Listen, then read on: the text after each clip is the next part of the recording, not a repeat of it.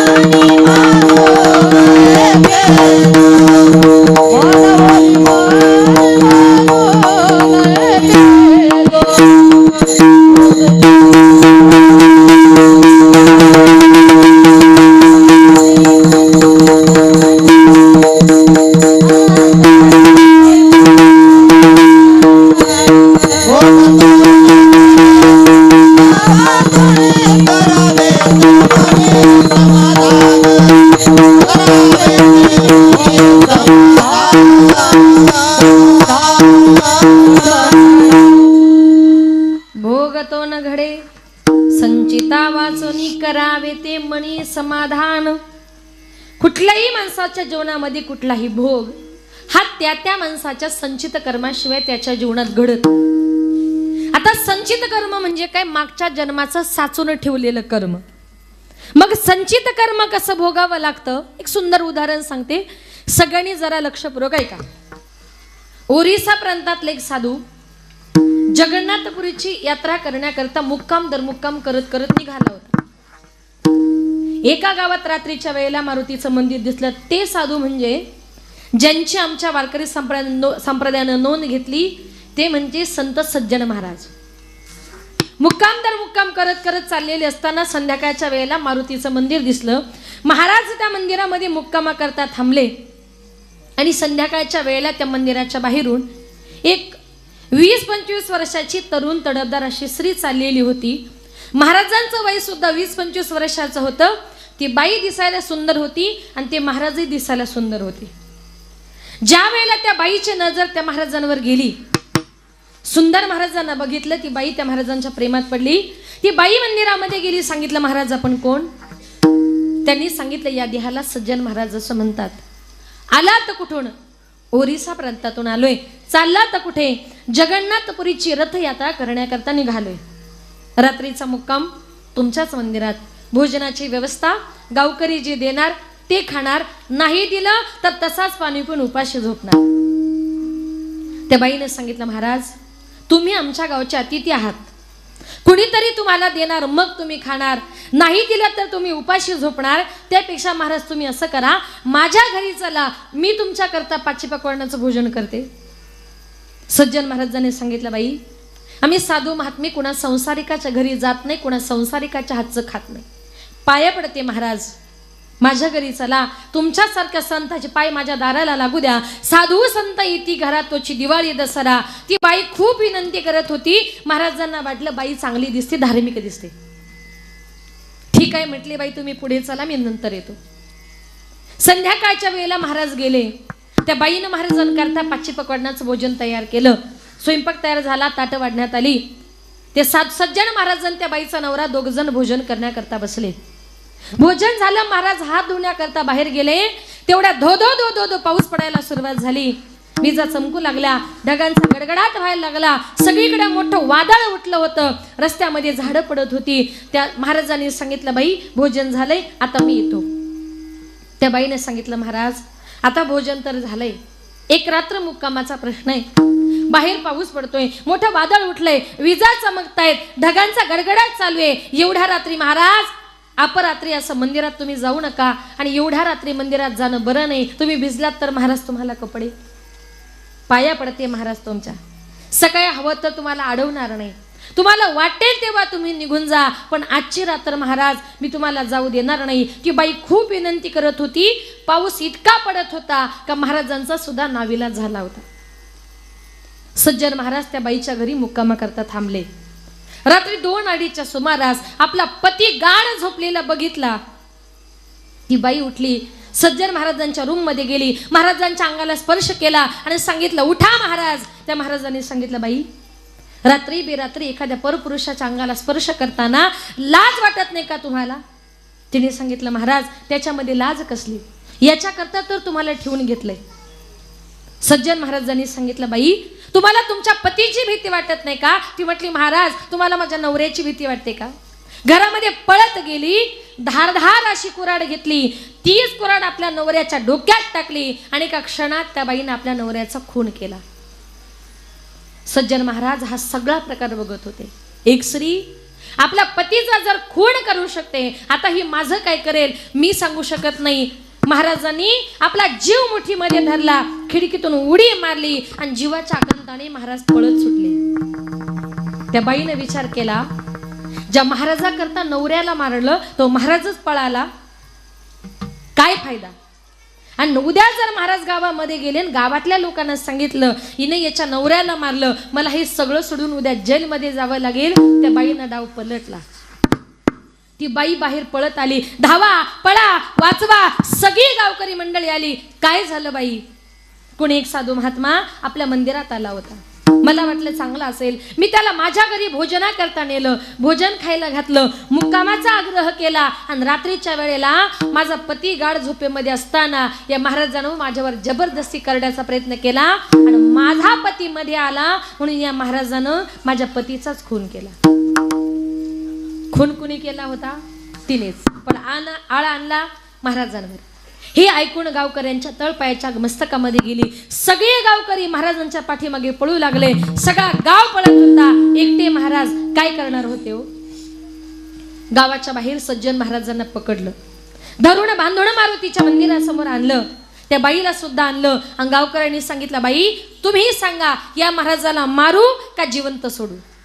त्या बाईनं सांगितलं, त्याला मारूही नका आणि त्याला जिवंतही सोडू नका. बाई तुम्ही सांगा काय करू. त्या बाईनं सांगितलं, गावकऱ्यांनो, ज्या हाताने या महाराजानं माझी आबरू लुटली, ज्या हाताने या महाराजानं माझ्या पतीचा खून केला, त्या महाराजांचे दोन्ही हात तोडून टाका. सगळ्या गावकऱ्यांच्या समोर सज्जन महाराजांचे 2 हात तोडण्यात आले. 2 हात तोडले, शिक्षा झाली म्हणून गावकऱ्यांनी महाराजांना सोडून दिलं. सज्जन महाराज रडत रडत जगन्नाथपुरीला जाऊन पोचले. जगन्नाथाच्या चरणावर आपलं मस्तक टेकवलं, हंबरडा फोडला. जगन्नाथा, अरे अशी माझी काय चुकी झाली. जन्माला आल्यापासून स्त्री कशाला म्हणतात, स्त्रीचा विषयाचा स्पर्श सुद्धा माझ्या मनाला कधी झाला नाही. जगन्नाथा, तुझ्या यात्रेला निघालो होतो, काय मला बुद्धी झाली, काय मी त्या बाईच्या घरी गेलो, तिनं माझ्यावर जबरदस्ती केली, तिनं तिच्या पतीचा खून केला आणि आळ सगळा माझ्यावर, आणि खोटा आळ येऊन सुद्धा दोन्ही हात तोडण्याची शिक्षा मलाच का. जगन्नाथा, मी असं काय केलं होतं का ज्याच्यामुळे माझे 2 हात तुटले गेले. जगन्नाथाने सांगितलं, सज्जन महाराज थोडे शांत व्हा. तुमचे 2 हात तुटले ना, हे तुमचं आत्ताच्या जन्माचं नाही, तुमचं मागच्या जन्माचं संचित कर्म आहे. काय सांगितलं, तुमचं मागच्या जन्माचं संचित कर्म आहे. सांगा म्हटले जगन्नाथा, मागच्या जन्मात मी असं काय केलं होतं का या जन्मात माझे 2 हात तुटले गेले. जगन्नाथाने सांगितलं, ऐका सज्जन महाराज, तुम्ही माझे भक्त आहात, मी विनाकारण कोणावर अन्याय करत नाही, आणि कितीही जवळचा भक्त असला ना तरी त्याला सुद्धा कर्माच्या बंधनातून मी मुक्त करू शकत नाही, ज्याचं त्याला भोगावं लागतं. ऐका सज्जन महाराज, मागच्या जन्मात तुम्ही एक संन्यासी साधू होते. ज्या बाईच्या घरी तुम्ही मुक्कामाला होतात ना, ती बाई मागच्या जन्मात एक गाय होती आणि तिचा पती मागच्या जन्मात एक कसाई होता. एक दिवस तो कसाई त्या गायीला रस्त्याने घेऊन चाललेला असताना चौकाच्या ठिकाणी ती गाय त्या कसायाच्या हातून सुटली. त्याला समजेना कुठे गेली. तुम्ही तिथून चालले होते आणि त्या कसायाने विचारलं, महाराज माझी गाय इथून पळताना बघितली का, तुम्ही उजव्या हाताचा संकेत केला. सांगितलं, हो, तुमची गाय या दिशेला गेली. त्या गायीला सुद्धा समजलं का या महाराजांनीच माझा पत्ता सांगितला.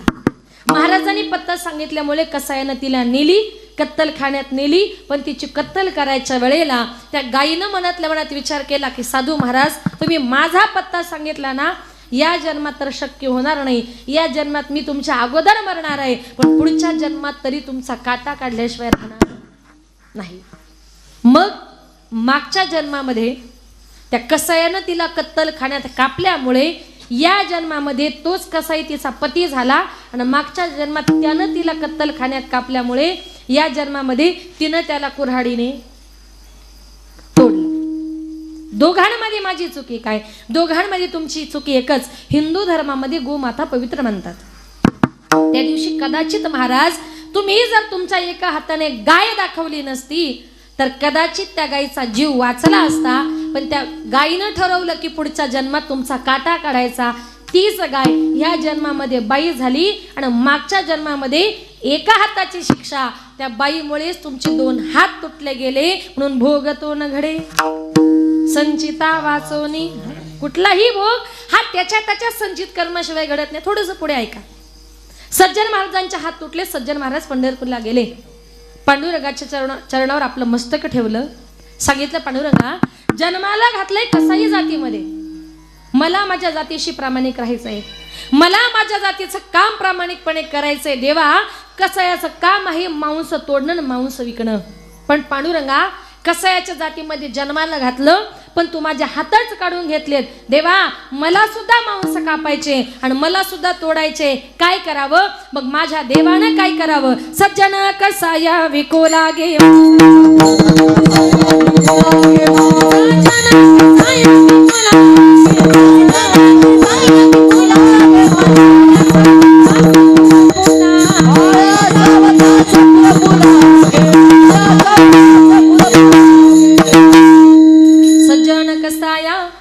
विकू लागे मांस, माळ्या सावत्यास खुरपू लागे.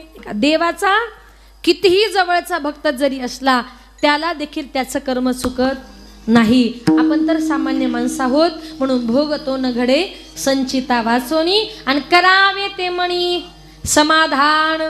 संत महात्मे म्हणतात प्रत्येक माणसाने मनाला जरा समाधान म्हणायला शिका. भगवान परमात्म्यानं तुम्हाला मला प्रत्येकाला मन दिले, पण ते मन कसं? मन चंचल चपळ, येता जाता न लगे वेळ. अतिशय चंचल असं मन दिलं.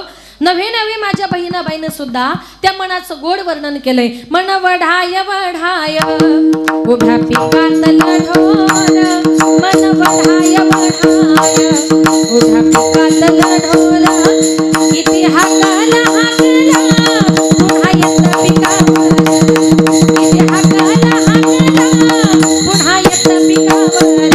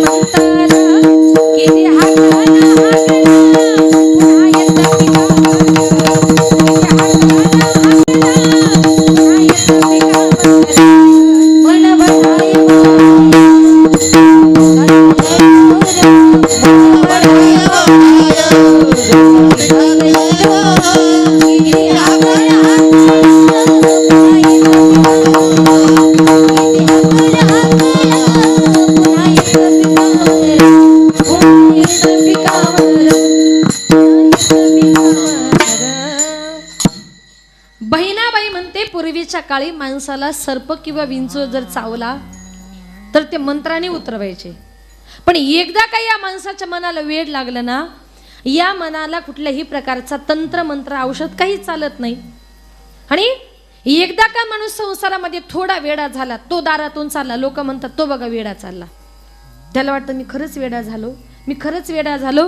तो अजून वेडा होतो. संसारातली माणसं वेड्या माणसाला शहाणं बनवण्याचा प्रयत्न करा. त्याला वेड वेड म्हणू नका, त्याला उलट म्हणा तुझ्यासारखा शहाणा जगात नाही, तो शहाणा झाल्याशिवाय राहत नाही. पण आपलं तसं नाही, त्याचं वाईट होतंय ना, वेडा होतंय ना, होऊ दे. एकदा का माणूस वेडा झाला त्याला काही कळत नाही. असाच एक गावातला मनुष्य वेडा झाला, त्याला वेड्यांच्या हॉस्पिटलमध्ये दाखल केलं. तिकडे गेल्यानंतर त्यानं डॉक्टरांना एक दिवस फोन केला, डॉक्टर साहेब तुमच्याकडे कापूस आहे का? डॉक्टर म्हटले आहे. म्हटलं मग घाला खिशात.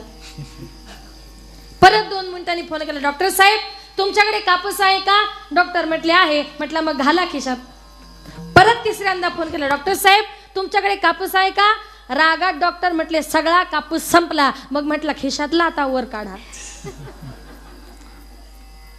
असाच एक वेडा मनुष्य त्या वेड्यांच्या हॉस्पिटलमध्ये असा झाडाच्या बुंध्याला असा पाठ लावून बसला होता आणि जोर जोरात तो गाणे म्हणत होता. डॉक्टर आले, म्हटले अरे दुपारची वेळ आहे, आरामाची वेळ आहे, कशाला ओरडतो, जरा गप्प बस. डॉक्टर ओरडले म्हणून शांत झाला. डॉक्टर गेले. 2 मिनिटात परत आले. यानं काय केलं माहितीये? त्या झाडाच्या बुंध्याला खाली डोकून वर पाय आणि जोर जोरात गाणे म्हणू लागला. डॉक्टर म्हटले अरे आरामाची वेळ आहे, मगापासून गाणे बोलतो, तुला काही कळत नाही आणि हा काय प्रकार आहे? डॉक्टर म्हटलं डॉक्टर साहेब तुम्हाला काही कळतं का? मगाशी गाण्यांच्या कॅसेटची ए साईड चालू होती, आता बी साईड चालू झाली. म्हणजे एकदा का माणूस त्याच्यामध्ये वेडा झाला परत पुन्हा संसारामध्ये येणं शक्य नाही. म्हणून आपल्या मनाला संसाराचं प्रपंचाचं वेड लावण्यापेक्षा भगवान परमात्म्याच्या नामसंतानाचं वेड लागलं पाहिजे. गोविंद गोविंद म्हणा लागली या छंद, मग गोविंद ते काया भेद नाही देवातया. मनामध्ये गोविंदाचं चिंतन करा. आणि कुठलंही काम करताना माणसाने कामामध्ये काम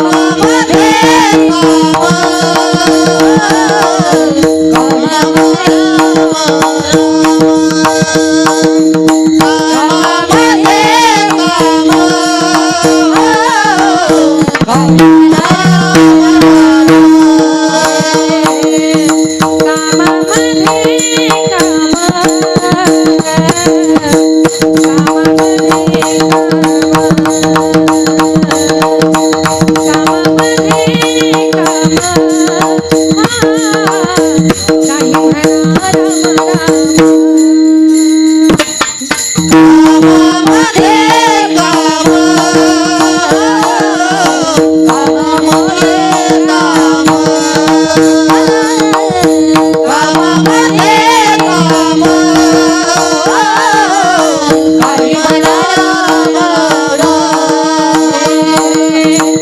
जाईला भवश्रामा सुख होईल दुःखाचे. जाईला भवश्रामा सुख होईल दुःखाचे. सुख होईल दुःखाचे. कळ येईल अंतकाळी.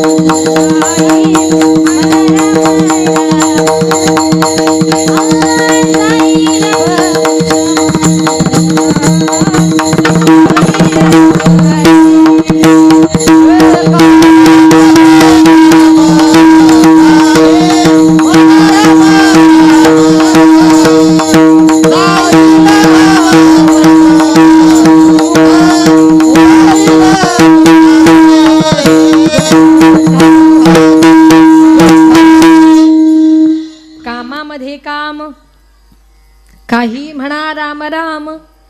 कुठलंही काम करताना माणसाने कामामध्ये राम म्हटलं पाहिजे. कुठलंही काम करताना तुम्ही देवाचं चिंतन करा. भाकरी करताना राम राम म्हणा, स्वयंपाक करताना म्हणा, शेतामध्ये काम करताना राम राम म्हणा. तुम्ही जितक्या वेळा भगवंताचं नामचिंतन कराल. एक बाई माझ्याकडे पळत आली, म्हटली ताई तुम्ही राम राम म्हणा. ते म्हटले तुमचं म्हणणं बरोबर आहे, पण स्वयंपाक करताना आमच्या तोंडात मग कसं काय म्हणायचं. म्हटलं लावत नका जाऊ. म्हणून देवाचं चिंतन करणं फार महत्वाचं आहे बरं का. कसंही करा, देवाचं चिंतन करा, संताचं चिंतन करा, पण करा. एका गावात असंच कीर्तनाला गेले. महिलांची गर्दी खूप होती. महिला मंडळी चांगल्या भाविक होत्या. म्हणून त्या महिलांना म्हटलं माझ्या पाठीमागं थोडंसं भजन म्हणणार ना तुम्ही. तुम्ही म्हणणार ना भजन. 2 मिनिटं टाळ पखवात काही वाजू नका. सगळ्या महिलांनी छान भजन म्हणायचे. ज्ञानोबा माऊली तुकाराम. वा. ज्ञानोबा माऊली तुकाराम. ज्ञानोबा ज्ञानोबा ज्ञानोबा ज्ञानोबा.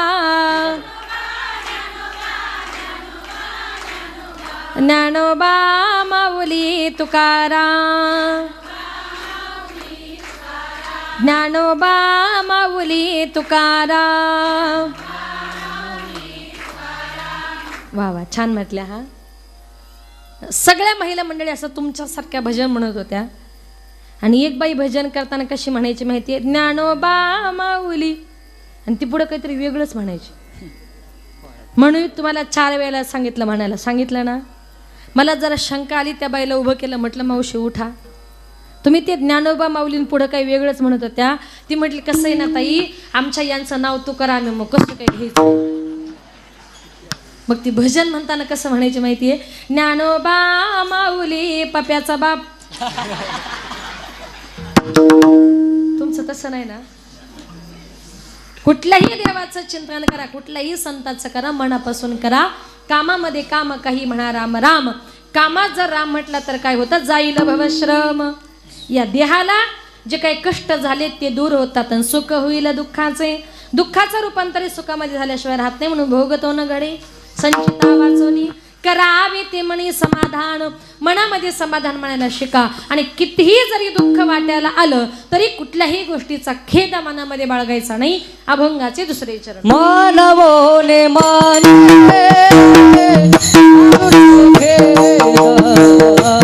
मानवोने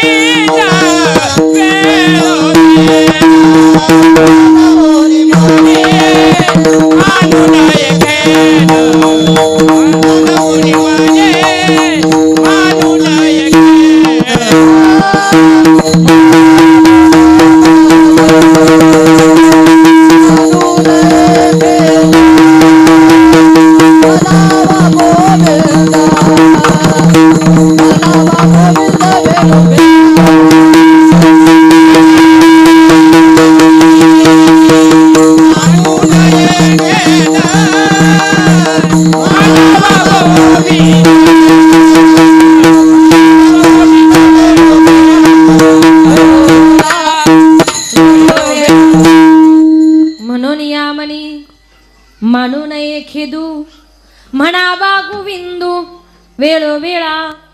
तुकोबराय म्हणतात कितीही जरी दुःख वाटायला आलं तरी त्याचा खेद मनामध्ये बाळगायचा नाही.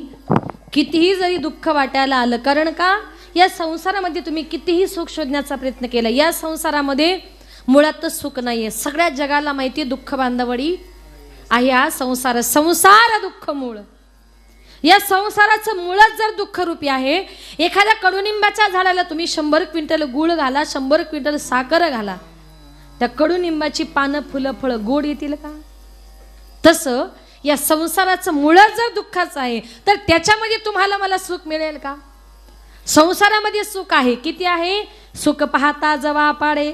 थोडं जवस माहिती आहे ना, तिळा एवढं असतं, तेवढं सुख या संसारामध्ये आहे. बाकी सगळ्या बाजूने दुःख आहे. सुंदर उदाहरण सांगते आहे का, की संसारामध्ये चहू बाजूने कसं दुःख आहे. एक मनुष्य जंगलामध्ये फिरण्याकरता गेला होता. जंगलामध्ये फिरण्याकरता गेला. घनदाट असं अरण्य होतं. त्या अरण्यात तेवढ्यात त्याला वाघ दिसला आणि त्या माणसाची वाघाची नजरानजर झाली. त्याला वाटलं आता हा वाघ मला खाणार, म्हणून जीवाच्या आकांताने 120च्या स्पीडला तो मनुष्य पळू लागला.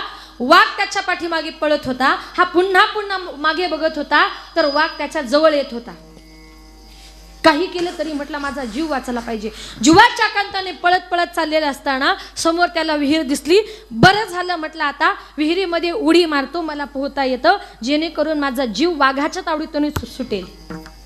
विहिरीच्या जवळ गेला. विहिरीमध्ये उडी मारणार तेवढ्यात त्या विहिरीच्या पाण्यामध्ये असा फणा काढलेला मोठा नाग त्याला दिसतो.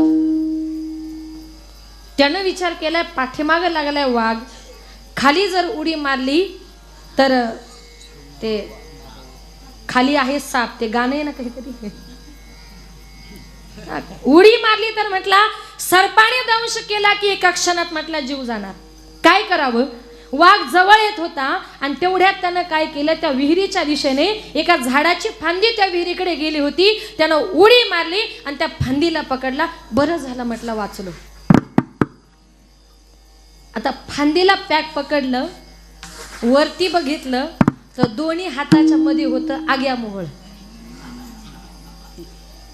फांदीला पकडलं, फांदी हल्ल्याबरोबर मोहळाच्या माशा उठल्या आणि याच्या अंगाला चावा घेऊ लागल्या. आता मला सांगा, माशा अंगावर बसल्यावर त्याला किती गुदगुल्या झाल्या असतील, किती मोठं संकट त्याच्या जीवनामध्ये होतं.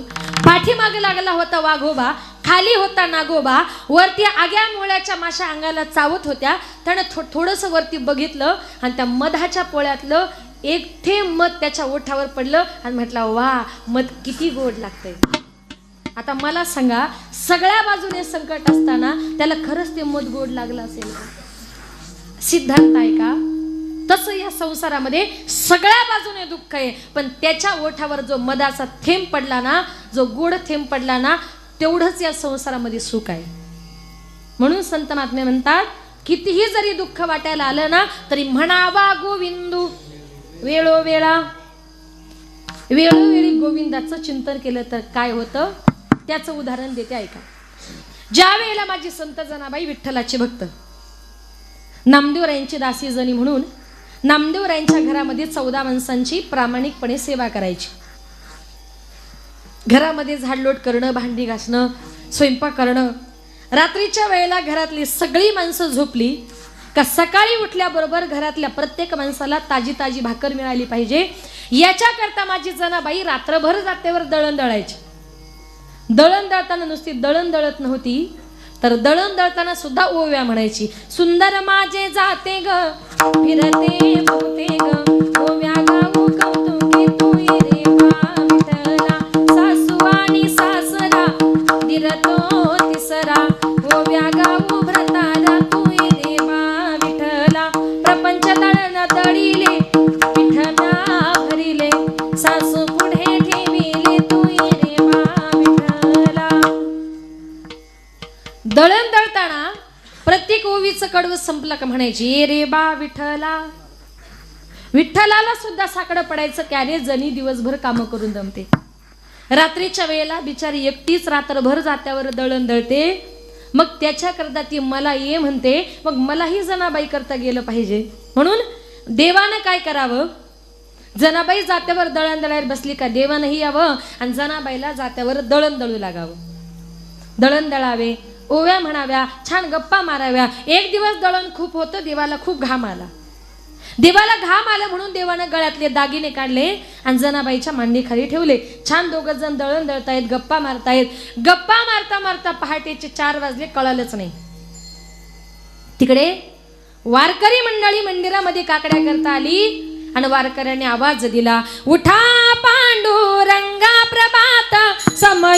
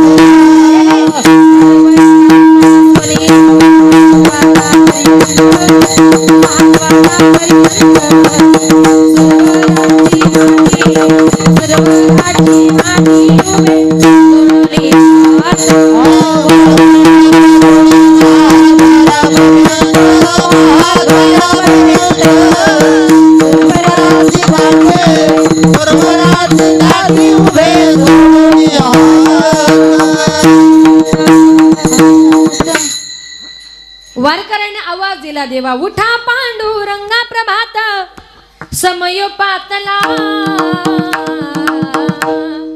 वैष्णवांचा मेळा गरुडा पारी दाटला. देवा आता उठा. उठा म्हटल्याबरोबर देवाची गडबड झाली. अरे 4 वाजले, वारकरी मंडळी मंदिरात आली. आता जोपर्यंत वारकरी मंडळी गरुड खांबापर्यंत आहे तोपर्यंत ठीक आहे. एकदा का महाद्वाराचं दार उघडलं, मी जर मंदिरात नसेल तर सगळीकडे गडबड होणार. देवाने काय केलं, घाईघाईने देव उठले, दागिने गळ्यात घालायचे सोडून जनाबाईची गोधडीच गळ्यात घातली आणि देव पळत सुटले. जनाबाई म्हणते, देवा देवा चाललो जणे, आता काहीच बोलू नको. देव पळत गेले, विटेवर जाऊन उभे राहिले आणि काही क्षणात देवाच्या लक्षात आलं की अरे दागिने एवढे अचानक जड झाले कसे काय. खाली वाकून बघितले तर गोधडी. म्हटले आता माझंही खरं नाही, जणीचंही खरं नाही. पुजारी मंडळी दार उघडणार, देवानं गळ्यातली गोधडी काढली, बाजूला फेकली. वारकरी मंडळींनी दार उघडलं, बघतो तर काय, एकाचं लक्ष गेलं देवाच्या गळ्याकडे. देवाच्या गळ्यात एकही दागिना नव्हता. चोरी झाली, चोरी झाली, सगळीकडे आरडाओरडा झाला. एका पुजाऱ्याने बघितलं, गोधडी बाजूला पडली, सांगितलं हे बघा, नक्की कुणीतरी चोर मंदिरामध्ये आला, दागिने सापडले, गोधडी टाकून निघून गेला. ही गोधडी कुणाची आहे? सगळ्या पंढरपुरातून फिरवली तर एका बाईनं सांगितलं 100% जनाबाईची आहे. जनाबाईच्या रूमची झडती घेतली तर जनाबाईच्या रूम मध्ये देवाचे सगळे दागिने सापडले. जनाबाईने विठ्ठलाची चोरी केली. तिथल्या राजानं फरमान सोडले, जा आणि जनाबाई करता चंद्रभागेच्या वाळवंटामध्ये सुळ रोवा आणि जनाबाईला सुळावर द्या. जनाबाई करता चंद्रभागेच्या वाळवंटामध्ये सुळ रोवण्यात आला. धरून बांधून जनाबाईला सुळाकडे चालवलं होतं. कितीही चांगला मनुष्य असला तरी गाव तिथे विरोधक असतातच. जनाबाईच्या विरोधातल्या बायका, त्यांना बोलायला चान्स भेटला. त्या म्हणतात, जने लाज वाटत नाही तुला? विठ्ठल विठ्ठल म्हणते, तुझ्या गौऱ्या विठ्ठल विठ्ठल म्हणतात असं म्हणते, आणि रात्रीच्या वेळेला त्याच विठ्ठलाच्या चोऱ्या करते. जने लाज कुठं सोडली ग? जनाबाई मनातल्या मनात विठ्ठलाला म्हणते, विठ्ठला या बायका काय काय बोलतात माझ्या कानाने मला ऐकवत नाही, त्यांचे शब्द मला ऐकवत नाही, पण देवा या बायका मला वाईट बोलतात ना, याच्यामध्ये चूक माझी नाही रे. तू स्वतःहून माझ्या घरी आलास, तुझे दागिने तू विसरून गेलास आणि माझी गोधडी तू घेऊन गेलास, याच्यामध्ये माझी चुकी काय रे विठ्ठला? असा का रे विठ्ठला तू केलास कावा, अलंकार विसरून गेलास देवा, वाकळ नेली